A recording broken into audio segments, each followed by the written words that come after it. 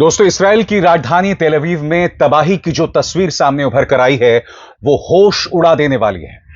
चाहे वहां का स्टॉक एक्सचेंज हो या वहां का जाना माना अस्पताल, समानांतर तौर पर मैं आपको बतलाना चाहूंगा, इसराइल जो है वो लगातार ईरान के परमाणु ठिकानों पर प्रहार कर रहा है। यानी कि कभी भी रेडियो एक्टिव रिसाव का खतरा लगातार बना हुआ है।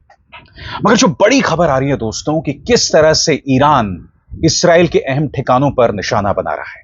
सबसे पहले मैं आपके सामने एक छोटा सा वीडियो पेश कर रहा हूं और इस वीडियो में आप देख रहे हैं किस तरह से वहां के स्टॉक एक्सचेंज को पूरी तरह से तबाह कर दिया गया है। आप पूरी बिल्डिंग को देख रहे हैं दोस्तों और बिल्डिंग बुरी तरह से क्षतिग्रस्त है। यह है ईरानी मिसाइल्स की ताकत जो तेल अवीव ने बीती रात को देखी। किस तरह से तेल अवीव का जो स्टॉक एक्सचेंज है पूरी तरह से तबाह कर दिया गया है। और जाहिर सी बात है वहां का आम इंसान पूरी तरह से घबराया हुआ है। वो घबराया हुआ है ईरानी मिसाइल, वहां की हाइपरसोनिक मिसाइल की ताकत से, वहां की फतह 1 हाइपरसोनिक मिसाइल से जो हर गुजरते दिन के साथ अपनी ताकत जो है वो इसराइली आसमानों में दिखा रहा है। स्वाभाविक सी बात है वहां पर खौफ का माहौल है। इंतजार कीजिएगा क्योंकि मैं आपको बताऊंगा कि किस तरह से इसराइल ने एक बार फिर वहां के दो अहम परमाणु ठिकानों पर निशाना साधा है। इसके अलावा मैं आपको बताना चाहता हूं दोस्तों, ईरानी हमले में वहां का एक बहुत ही जाना माना अस्पताल है जो कि बेरशीबा इलाके में है, जिसका नाम है सोरोका मेडिकल सेंटर। जैसे कि आप इन तस्वीरों में देख रहे हैं दोस्तों, बड़े पैमाने पर यहां पर तबाही मचाई गई है। अस्पताल को भी ईरानी मिसाइल से नहीं बख्शा है। और आप जानते हैं दोस्तों, इस मंच पर मैंने हमेशा से इस बात का विरोध किया है कि अस्पताल पर कभी निशाना नहीं साधा जाना चाहिए। मगर आप जानते हैं कि इसराइल ये कहने का नैतिक हक खो चुका है, क्योंकि आप इस बात को बखूबी जानते हैं कि गजा के अंदर किस तरह से इसराइल ने न सिर्फ अस्पतालों पर निशाना साधा, उसने डॉक्टर्स को किडनैप किया और उन्हें मौत के घाट उतार दिया। उन अस्पतालों में निशाना बनाया जहां लोग इलाज ले रहे थे और उसकी मैं चर्चा करूंगा दोस्तों। अब मैं आपको एक और वीडियो दिखाता हूं दोस्तों, ईरानी बैलिस्टिक मिसाइल से जो बर्बादी हुई है इसराइल के अंदर।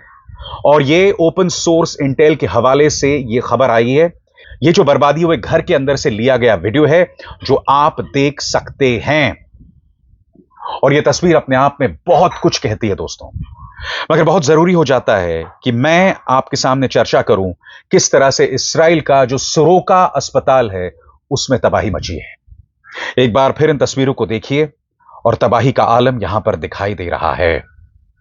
और जाहिर सी बात है इसराइल इस पर नाराज है। जाहिर सी बात है उनका गुस्सा जो है ईरान के धार्मिक नेता खामेनी पर निकल रहा है। मगर सबसे पहले मैं आपका ध्यान खींचना चाहूंगा इसराइल के जो नेशनल सिक्योरिटी मंत्री हैं इतमार बेन गुवीर। अंग्रेजी में उनका बयान है, फिर मैं उसका हिंदी में अनुवाद करता चलूंगा। वो कहते हैं, these Nazis who launch missiles at hospitals, at the elderly and at children, if they had atomic weapons, they would fire them without a second thought. This is the most just campaign that Israel has ever embarked upon. यहां पर राष्ट्रीय सुरक्षा के मंत्री हैं इतमार Ben गुवीर। वो कह रहे हैं कि ये जो नाज़ी हैं, नाज़ी यानी कि इस ईरानियों को वो नाज़ी कह रहे हैं, ये जो नाज़ी हैं वो लोग अस्पतालों पर, बुजुर्गों पर और बच्चों पर बगैर सोचे हमला कर रहे हैं। अगर इनके पास परमाणु बॉम्ब होते तो वो भी बगैर सोचे वो लॉन्च कर देते। लिहाजा इसराइल जो काम कर रहा है वो बहुत जायज है। और यहां पर इसराइल के दोहरे मापदंड साफ तौर पर दिखाई देते हैं। अब मैं आपके सामने एक एक करके आंकड़े पेश करना चाहता हूं कि गजा में, और ये बहुत ही गिने चुने आंकड़े हैं, सारे आंकड़े पेश नहीं कर रहा हूं क्योंकि उससे तो पूरा कार्यक्रम ही निकल जाएगा।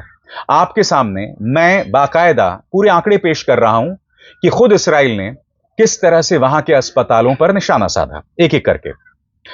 इसराइल द्वारा गजा में किए गए हवाई हमलों में कई अस्पताल निशाने पर आए थे और इनमें कई लोगों की मौत हुई थी।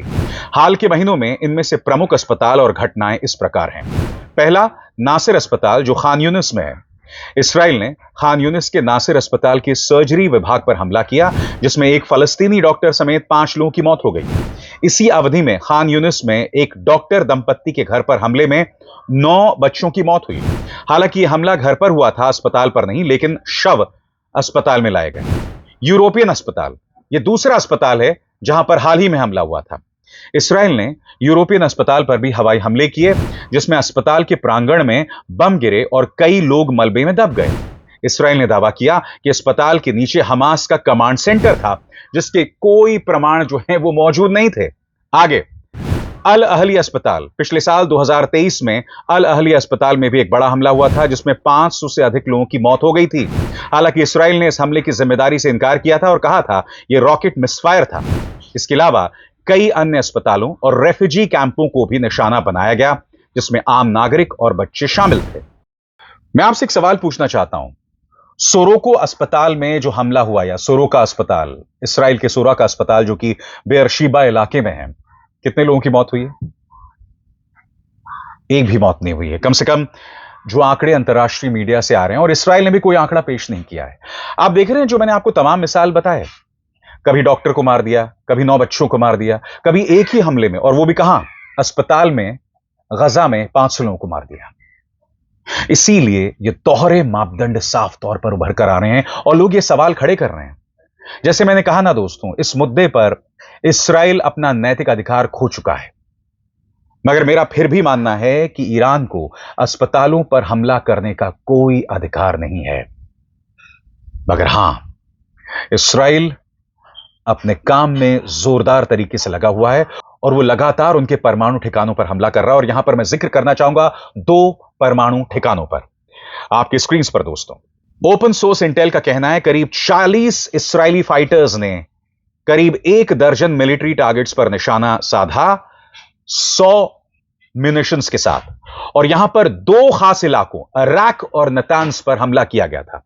मैं आपको बतलाना चाहूंगा, अराक न्यूक्लियर स्टेशन वो न्यूक्लियर स्टेशन है जो इस वक्त एक्टिव नहीं है। इनफैक्ट ये कहा जा सकता है कि वो इनएक्टिव है, वहां पर कोई काम नहीं होता, मगर उसे भी निशाना साधा इस्राएली फाइटर जेट्स ने। और दूसरी तरफ नतान्स वो जगह है जहां इसराइल लगातार हमले कर रहा है। इसराइल लगातार कह रहा है कि हम सही रास्ते पर हैं, हम निशाने पर हैं, और आने वाले दिनों में हम ईरान की परमाणु ताकत को पूरी तरह से नेस्तनाबूद कर देंगे, फोर्दो न्यूक्लियर रिएक्टर को छोड़कर। और इसके लिए इसराइल जो है अमेरिका की तरफ देख रहा है। मगर यकीनन दोस्तों, यह वीडियो मैं आपको दिखाना चाहता हूं, कल रात जो हमला किया गया 40 इजरायली फाइटर जेट्स द्वारा। यह वीडियो देखिए, आपकी स्क्रीन पर हमले का वीडियो है जो यहां पर दिखाई दे रहा है, जो अपने आप में बहुत कुछ कहता है दोस्तों कि किस तरह से यह रात में हमला किया गया था। और दूसरी तरफ, जैसे मैं कह रहा हूं दोस्तों, ईरान भी तेल अवीव में अपने हमले जारी रख रहा है।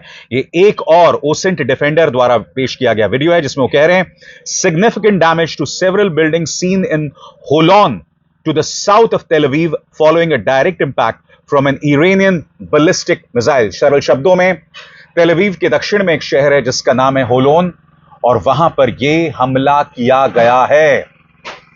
इसराइल नाराज है। उनके राष्ट्रीय सुरक्षा मंत्री ने कहा है कि यह नाज़ियों का काम है। दूसरी तरफ आपकी स्क्रीन पर यह इसराइल के डिफेंस मिनिस्टर इज़राइल काट्स, उन्होंने सीधा प्रहार किया है ईरान के धर्मगुरु, उनके सुप्रीम लीडर खामेनी पर। वो कहते हैं, इसराइल के डिफेंस मिनिस्टर इज़राइल काट्जू ने कहा कि उन्होंने और प्रधानमंत्री बेंजामिन नेतन्याहू ने इस्राएली सेना को हुक्म दिया है कि ईरान के स्ट्रैटेजिक टारगेट्स पर और ज्यादा तेजी से हमले करें, क्योंकि ईरान ने गुरुवार को इस्राएल के शहरों पर नए बैलिस्टिक मिसाइल दागे हैं। काट्स ने डिफेंस मिनिस्ट्री की ओर से जारी एक बयान में कहा, यह डरपोक ईरानी तानाशाह अपने मजबूत बंकर के अंदर बैठा है और इस्राएल के अस्पतालों और आम लोगों के घरों पर जानबूझ के हमले करवा रहा है। उन्होंने यह बात ईरान के supreme leader Ayatollah Ali Khamenei के बारे में कही। और आगे बढ़ने से पहले एक जरूरी संदेश, मेरे कार्यक्रमों के लिए आप नोटिफिकेशन का इंतजार मत कीजिए, मेरे चैनल में जाइए और खुद जाकर कार्यक्रम देखिए और रहिए अपडेटेड। और हां, ज्वाइन कीजिए मेरा चैनल, देखिए यह जरूरी संदेश। स्वतंत्र और आजाद पत्रकारिता का समर्थन कीजिए, सच में मेरा साथी बनिए। बहुत आसान है दोस्तों, इस ज्वाइन बटन को दबाइए और आपके सामने आएंगे ये 3 विकल्प, इनमें से एक चुनिए और सच के इस सफर में मेरा साथी बनिए। दोस्तों, दूसरी तरफ रूस के राष्ट्रपति व्लादिमीर पुतिन सामने आए हैं। उन्होंने कहा कि सोच की भी सिहरन पैदा होती है कि आने वाले दिनों में इस्राएली हमले में खामेनी को मौत के घाट उतार दिया जाएगा। मैं आपको सुनाना चाहूंगा पुतिन क्या कह रहे हैं। पहली बात वो कहते हैं कि मुझे सोचकर भी सिहरन पैदा होती है कि सुप्रीम लीडर को मारने की बात की जा रही है। मैं उसकी बात तक नहीं करना चाहता, मगर हां, हमने ईरान के साथ एयर डिफेंस सिस्टम में समझौते की कोशिश की थी, मगर ईरान नहीं माना। कुछ दिनों पहले तक वो बातचीत होती रही, मगर फिर वो बातचीत और समझौता खुद ब खुद रद्द हो गया। अब मैं आपको याद दिलाना चाहूंगा दोस्तों कि जब ऑपरेशन सिंदूर हुआ था, तब हमने रशियन एयर डिफेंस सिस्टम का इस्तेमाल किया था। सुदर्शन चक्र याद है आपको? नतीजा यह हुआ कि एक भी पाकिस्तानी मिसाइल, सही सुना आपने, एक भी पाकिस्तानी मिसाइल जो है वो भारत के किसी निशाने पर नहीं लगी। अब यहां पर पुतिन क्या कहने की कोशिश कर रहे हैं? वो कह रहे हैं कि अगर हमारे साथ समझौता कर लेता ईरान तो शायद इस युद्ध का चेहरा कुछ और होता, मगर ईरान ने ऐसा नहीं किया। क्यों नहीं किया? क्योंकि वहां लोकतंत्र नहीं है, वहां इन मुद्दों पर खुलकर बात नहीं होती है। सुनिए व्लादिमीर पुतिन क्या चेतावनी दे रहे हैं खामेनी के बारे में और साथ ही उस समझौते के बारे में जो परवान नहीं चढ़ सका। सुना जाए।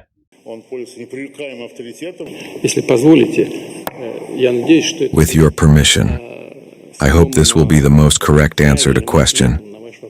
I do not wish even to discuss such a possibility. You know, once we offered to our Iranian friends to work together in the sphere of the air defense systems. The partners did not show much interest then. And that is it. Speaking about the Strategic Partnership Treaty which you have mentioned, it does not include any clause linked with defense area. This is number 2. And the third, our Iranian friends do not ask us about this. So there is nothing to discuss. Our proposal was to create a system of air defense, not just separate deliveries of weapons, but a system. We have discussed it once, but the Iranian side did not show any substantial interest to this option, and it all died out. तो स्वाभाविक सी बात है दोस्तों, हालात बहुत गंभीर हैं, खतरनाक हैं और अब अमेरिका भी प्रवेश करने वाला है और आने वाले दिनों में हालात और बदतर होने वाले हैं। मगर जैसा कि ईरान के सुप्रीम लीडर कह रहे हैं कि अगर अमेरिका उतरा तो उसे खमियाजा भुगतना पड़ेगा और अमेरिका को अंदाजा भी नहीं है कि किस तरह से उसे इसका नुकसान होगा, क्योंकि आप जानते हैं गल्फ के कई इलाकों में अमेरिकी सैनिक बेसेस हैं जिन्हें सही मायने में उस कदर सुरक्षा हासिल नहीं है।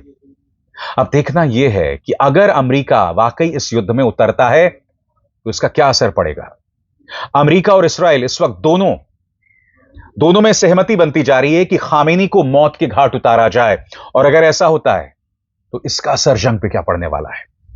क्या जंग रुक जाएगी या फिर यह अंतर्राष्ट्रीय तौर पर और भी ज्यादा उग्र रूप अख्तियार कर लेगा?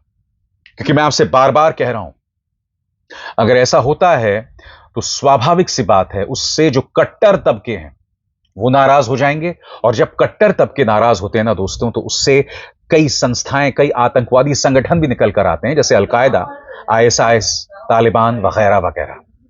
और इससे होगा क्या कि पूरी दुनिया में आम अमेरिकी नागरिक की जान खतरे में आ जाएगी। हम बहुत ही नाजुक मोड़ पर हैं, भारत के पास भी बहुत कुछ खोने को है, और सिर्फ एक आदमी की इज्जत की वजह से, और वो ये है इस्राएली प्रधानमंत्री बेंजामिन नेतन्याहू। अविसार शर्मा को दीजिए इजाजत। नमस्कार।